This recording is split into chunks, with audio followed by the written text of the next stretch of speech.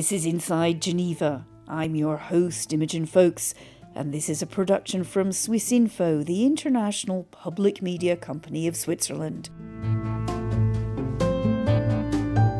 In today's programme, I was born in Syria, and I spent most of my life until I was in my about mid-20s in Syria. I went to medical school there. Syria was a police state governed by a vicious dictator during my childhood. One of the side effects of autocratic dictatorships is there isn't really work outside very few private enterprises, one of which is being an engineer, a lawyer, or a doctor. And a couple of years later, when I wanted to go out, the Red Cross gave me a contract with the British Red Cross and sent me to Iraq. Arguably not the nicest thing to do to someone, but it was exactly what I asked for.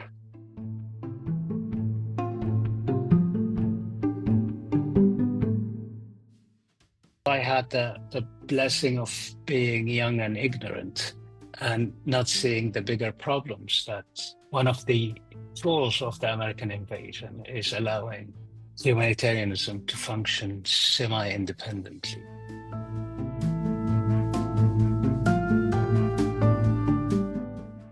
Can we afford to only put roofs over people's heads and do nothing about the system? If your house was bombed for the first time, I understand. If it was bombed for the 17th time, and instead of a house, you have a tarp, and instead of food, you have animal feed or grass to eat, like the case is today in Gaza, can we still say humanitarianism is better than nothing? hello and welcome again to Inside Geneva. I'm Imogen Folks, and today we begin our season of summer profiles. We've got a great selection of guests coming up for you over the next few weeks, from a candidate to be a judge on the International Court of Justice, to a senior aid worker in Gaza, to another who started his humanitarian career in Gaza way back in the 1980s, and much, much more. We start with a man who has also spent a good part of his working life as a humanitarian, but has now made the perhaps surprising switch to journalism. My name is Tammam Aloudat. I'm originally a physician. I come from Syria, and I have worked in the humanitarian sector for most of my adult life between the Red Cross and MSF, Doctors Without Borders. And as of last November in 2024, I moved from being in a humanitarian organization to working in the New Humanitarian, which is a news agency, a newsroom that reports on crises and the sector that serves them.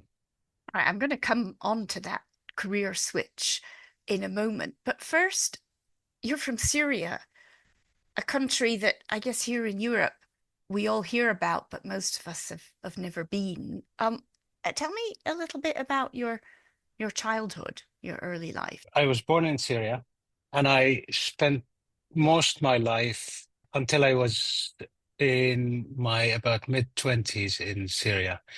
I studied there. I went to medical school there. The only exception is my father, who taught university, was seconded to Saudi Arabia for a few years when I was a young child, until the age of 7. And other than that, I've spent most of my life there. And it was in a partially very typical middle-class life, and in other parts fairly outside the norm. How do you mean? I mean, people have images of Syria that varies a lot, and those who don't know the history of it probably imagine jihadis and Islamists. But I come from the tail end of a generation that was much more socialist, much more secular. And my father was born in a village in the south, but went on to do a PhD in the Soviet Union at the time. And he was never organized in a party, but a devout socialist all his life. You went to medical school in Syria. Did you always want to be a doctor right from being a little boy, or was it something that came to you God, later? no. No? It didn't come to me. It was given to me. In Syria, all universities were free. but very competitive. If you get the grades to go to medical school, you go to medical school, because that's one of the few ways. I mean, yes, it was secular and somewhat, but it also was a police state governed by a vicious dictator during my childhood. And one of the side effects of autocratic dictatorships is there isn't really work outside very few private enterprises, one of which is being an engineer, a lawyer, or a doctor. And everybody else was an employee by the state in something usually that has nothing to do with their education. So going to a medical school was both a status thing, because doctors had a certain social status, and sort of future independence thing as well. Did you use that to get out? Because you already in 2003 you were in Iraq. Not that that's necessarily it wasn't a desirable posting, but did you see it like that? In part, yes. I mean, the going out bit is a weird one. It was easier to get out if you're a physician, but not usually. The idea of going out with a humanitarian organization wasn't on the books, really. The route that most people did, that I studied with, was to go and do the exams, to the equivalency exams of their medical degrees with the US or in the UK or Germany, and go and study there, like specialize there, and with any luck stay there. So the Damascus School of Medicine was a great exporter of doctors, but that also meant that we studied medicine in Arabic, and everybody had to restudy it in English to apply for the exams. I didn't have the desire to do that. I did orthopedic surgery for a while. I thought that would be interesting. But I realized, luckily early enough, that I don't have the gift of doing the same thing every day for the rest of my life. So humanitarianism came as an accident, but it was a happy one. So tell me about being in Iraq in 2003. It started in the late 90s when I was a volunteer in the Red Crescent in Syria. It wasn't something I expected to do, but a cousin of mine, whom I've always loved so dearly, told me that I should try it. And I went once to a meeting and I got hooked completely. I think looking back at it now, again, in a police state, there are very few opportunities to be with people freely. And that was one of those few opportunities. And I loved it. It was something to do, a place of debate and discussion. And the volunteers have at the time been self-governing. So we've learned to make our case and to act in a somewhat democratic environment. And then I had the good luck of encountering a few people. One of them was the head of international department in the British Red Cross. And a couple of years later, when I wanted to go out and do, work for the Red Cross, it was him who gave me a contract with the British Red Cross and sent me to Iraq. I mean, arguably not the nicest thing to do to someone, but it was exactly what I asked for. It was just over 90 minutes beyond President Bush's deadline for Saddam Hussein to leave Iraq that U.S. warships and planes launched the opening salvo of Operation Iraqi Freedom.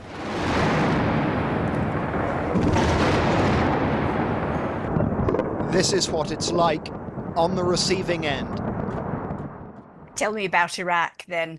Again, one of those things heralded, we're being reminded of it a bit now, the kind of mission accomplished, when in fact it descended into a really serious conflict. I was 25 when I went to Iraq, and it was such an exceptionally different experience for me. We landed in Baghdad in the early days of June, just a few weeks after the mission accomplished spectacle that George W. Bush did on that aircraft carrier. And it looked, for a very short period, it did look like a mission accomplished. And I drove with a couple of other colleagues across the country from Erbil to Basra that summer. And it was open and And again, from an expatriate, like sort of humanitarian landing there perspective, it looked all good. You could even buy alcohol, and because that's a question apparently that one should ask after regime changes. But things disintegrated very fast. That was a lesson I've learned early enough, is prophesizing about how the future goes is not a very good idea. Soon after, in summer, explosive devices started being planted on the sides of roads. In the early days of me being there, we could go through the green zone from our residence to the office of the IFRC at the time. So I used to drive an old four-wheel drive through the checkpoints and through the fairgrounds, the military fairgrounds that Saddam used to enjoy very much. And soon after, those became targets.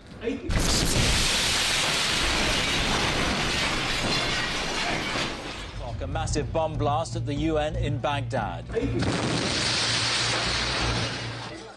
It didn't play any part in the war, but this afternoon the United Nations found out what it's like to become a terrorist target. It only became apparent that things are going really wrong when the bomb attack against the UN followed in October with another ambulance attack against the ICRC. That was when we realized that that sort of brief period of calm was going to be followed by a real big problem. And it did.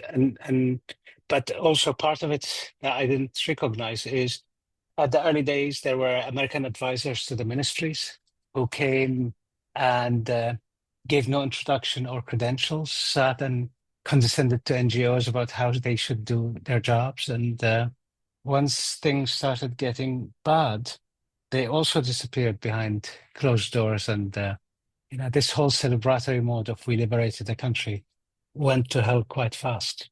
This is beginning to sound a bit familiar. Did you feel you could do any good in Iraq?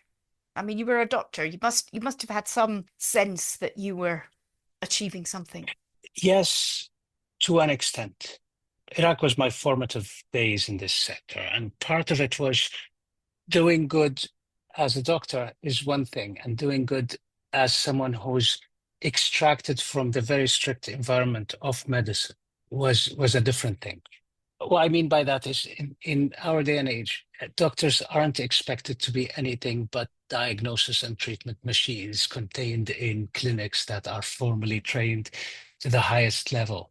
The days where doctors, in Arabic, one of the ways doctors were called was Hakim, which means a wise person.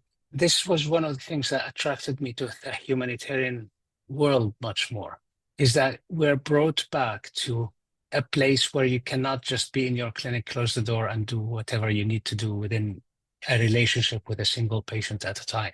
It included judgment about resources. It included judgment about priorities. None of those are anymore part of the medical training.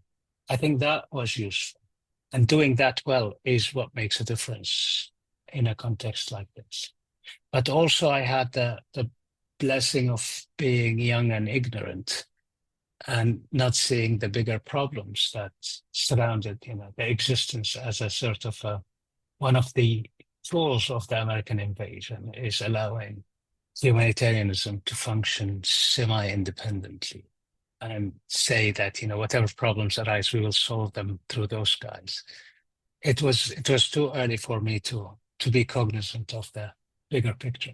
Well, you moved to other crisis zones. When did that, or that interpretation that you have, when did that start to dawn on you? I mean, I do remember that in Afghanistan, round about the same time, similar things were going on, that aid workers were described, I think, by Colin Powell as a kind of support to the combat team, which is absolutely not what humanitarian workers want. I mean, it might not be what we want, but it might as well be what we are, intended or not. But it was, I came from an entirely different place. My early images of being a humanitarian were from, what used to be called the cowboys of the day, people who jumped in and jumped out and did something and then left and then to the next war. That intersects largely with the stories of journalists who covered wars. And I coveted the journalists who covered war. I read their books. There's that sense of adventure, meaningful, doing something good while being on an adventure.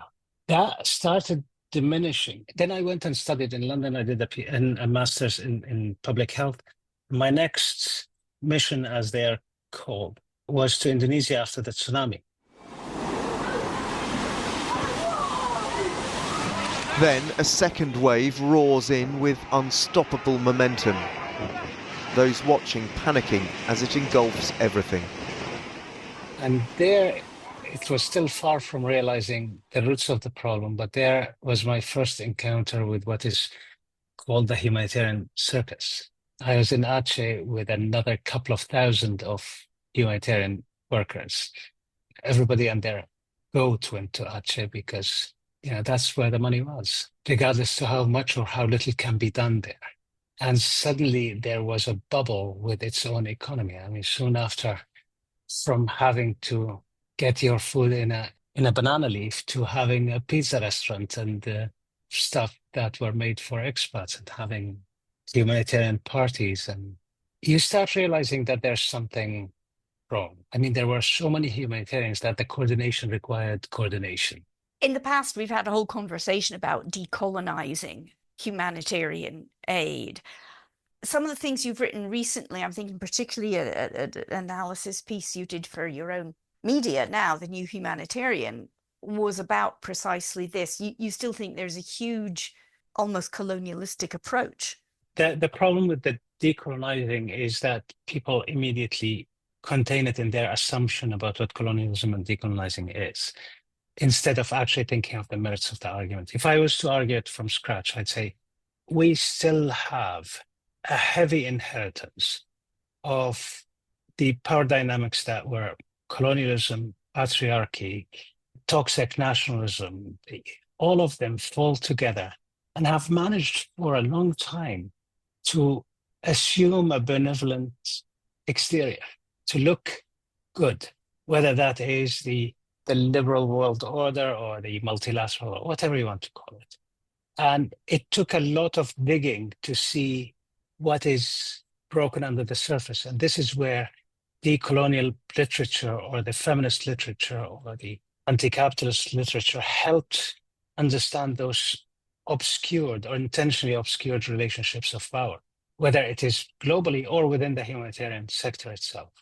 I think it's safe to say that things are broken to the extent that you don't need to mediate the conversation that much with tools of understanding, like understanding colonial. It is still important, but you don't need to use them to dig those inequalities of power.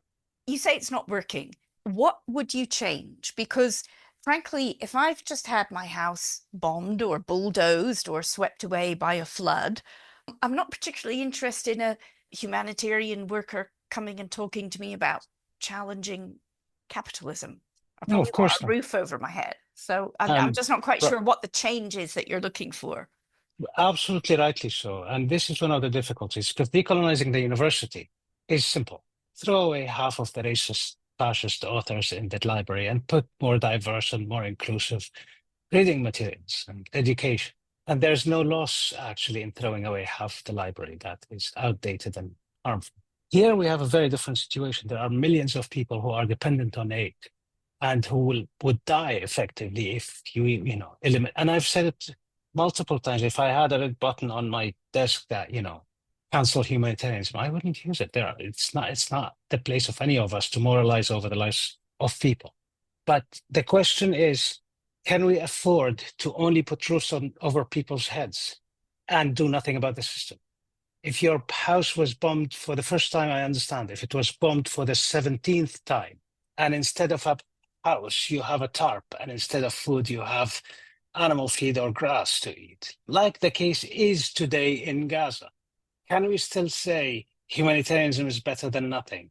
And where's the threshold of it having failed to the extent that it's just covering the catastrophe?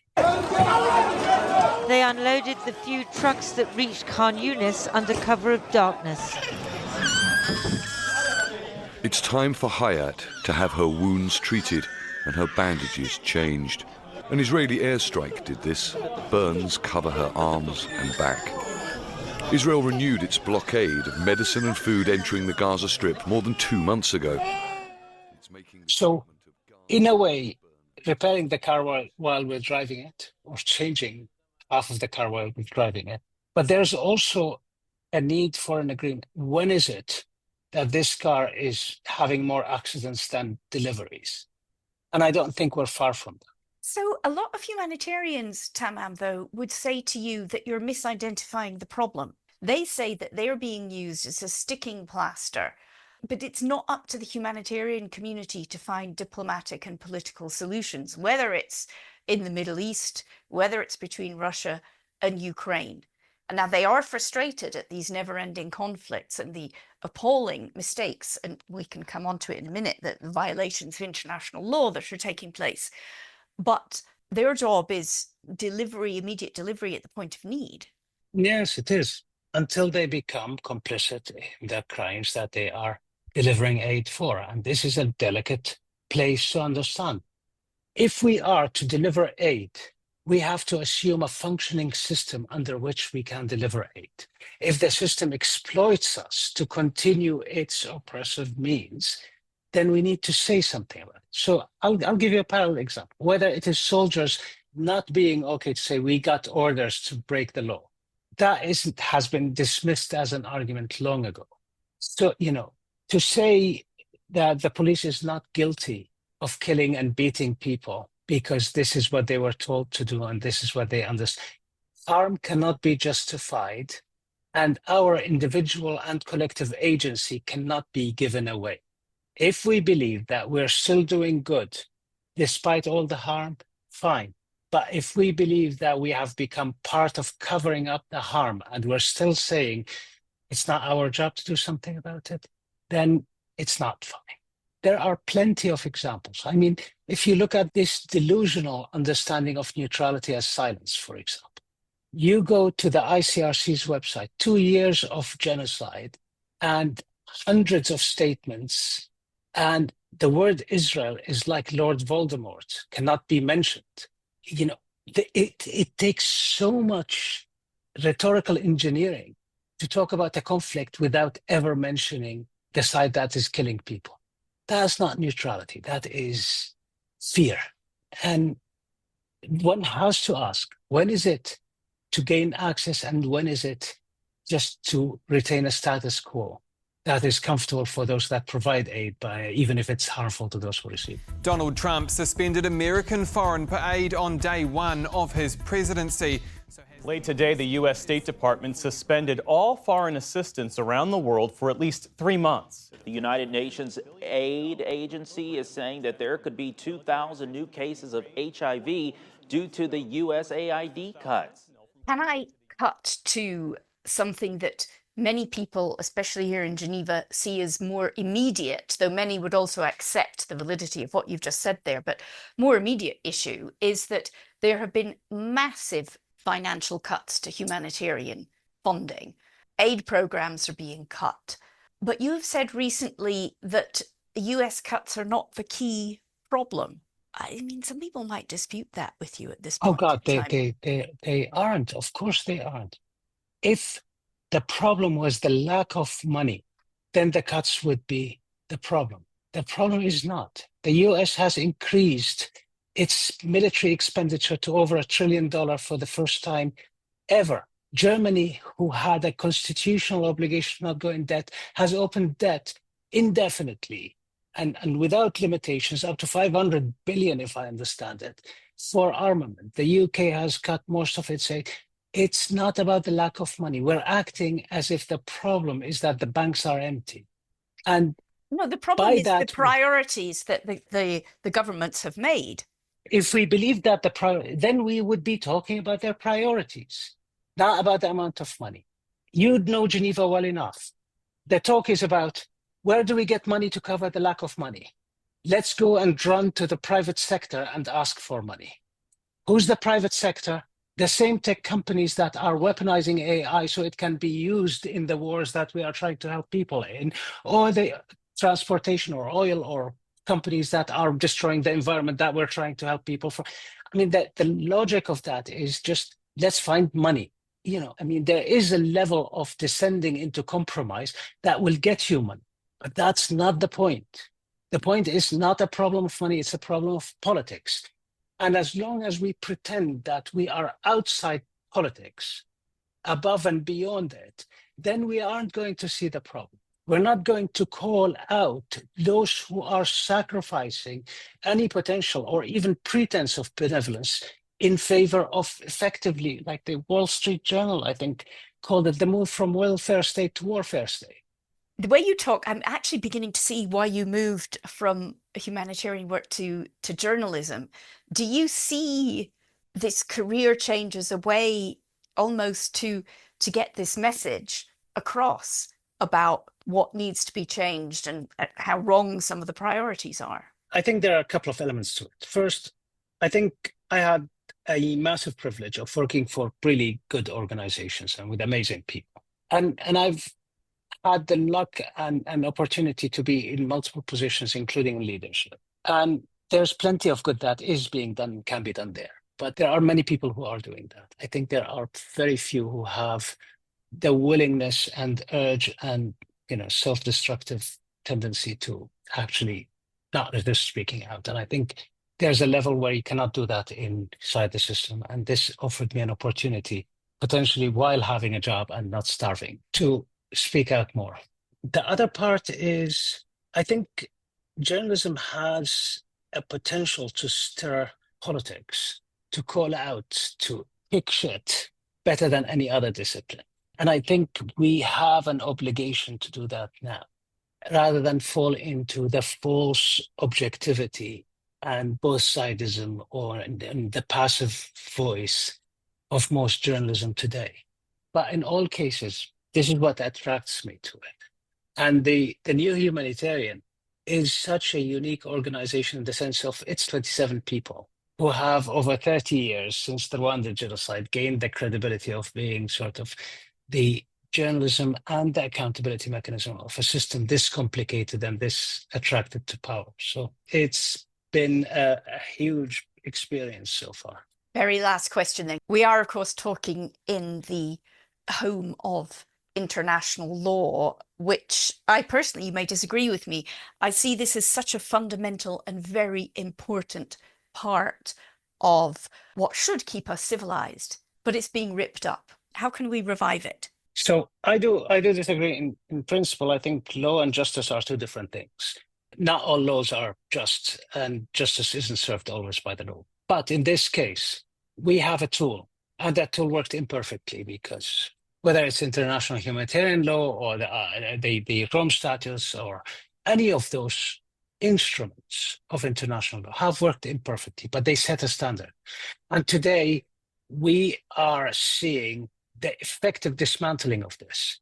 The fact that a Netanyahu with an arrest warrant flies over Europe and doesn't get stopped. I can't imagine that having happened to Gaddafi or Omar al-Bashir. The fact that he's received in Congress and gets applauded dozens of times. We don't have anymore the moral standing to say it's the Russians and the Chinese and everybody else that doesn't deserve the civility of the law. It is an effective dismantling of the law that had, to an extent, kept us civilized. And of course, we need to advocate, call for it to be reformed, respected, and so on. But we also need to understand that politics has reached a stage that is so well into the gutter. I mean, there's no more left or right. Everybody is a neoliberal, and everybody loves billionaires, and everybody is going to sell their, grandmother for the next elections.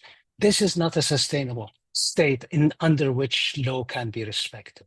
And this is, arguably, without getting into politics and active dissent and calling out the failure of our political collective, it's hard to repair one aspect and not the other.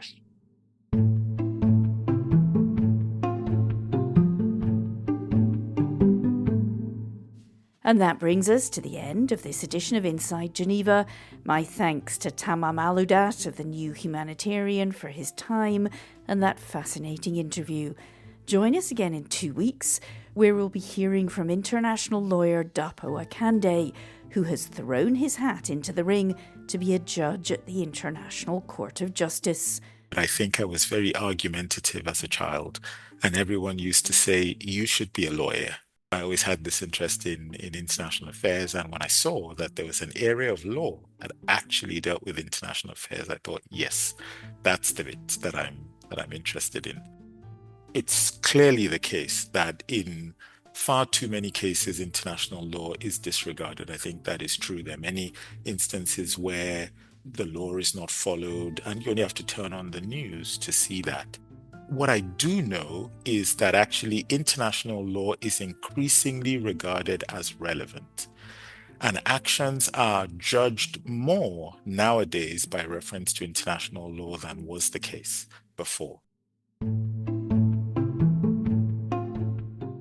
That episode will be out on July 22nd. Don't miss it. And a reminder, our profiles from last summer are all still available. Hear from Chris Lockyer, Secretary-General of Médecins Sans Frontières, Doctors Without Borders, or Esther Dingemans of the Global Survivors Fund, which supports people who have suffered sexual violence in conflict. You can hear those and more wherever you get your podcasts. A reminder, you've been listening to Inside Geneva, a Swiss Info production. You can subscribe to us and review us wherever you get your podcasts. Check out our previous episodes, how the International Red Cross unites prisoners of war with their families, or why survivors of human rights violations turn to the UN in Geneva for justice. I'm Imogen Folks. Thanks again for listening.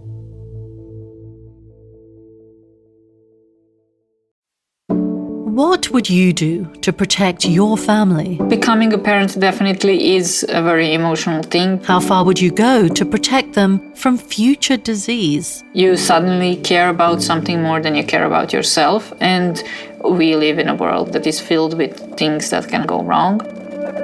And what if there was a solution from the second your child is born? When you decide to preserve your baby's cord blood, you are making an incredible investment in the future of your entire family's health. They would all tell you, you're doing this for your child. It will maybe help them later on.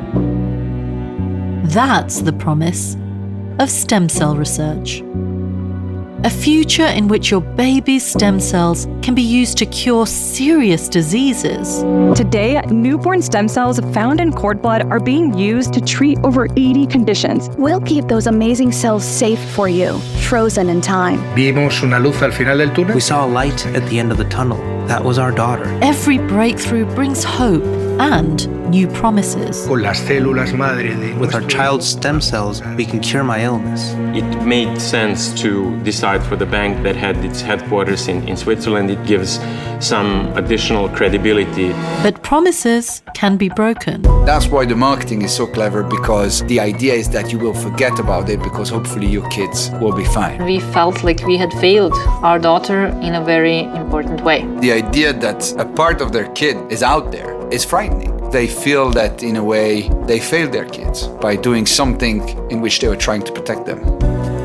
This is a story of how hope can turn sour and spark a global quest to recover the cells and the most precious thing they contain: life. No sé si ha sido el mayor error de mi vida. I don't know if it was the biggest mistake of my life, but I do know that if today I knew all the things that have happened to me, if I knew, then I wouldn't have signed with them. If you store money, you can go on next day and take it out. With stem cells, it's much more complicated. And then they said, well, we don't have a legal department. And I just started laughing, and they said, don't worry, you will have one very soon. Lost Cells, an original Swiss Info podcast in collaboration with Piz Gloria Productions, Future Proche and Studio Orcenta.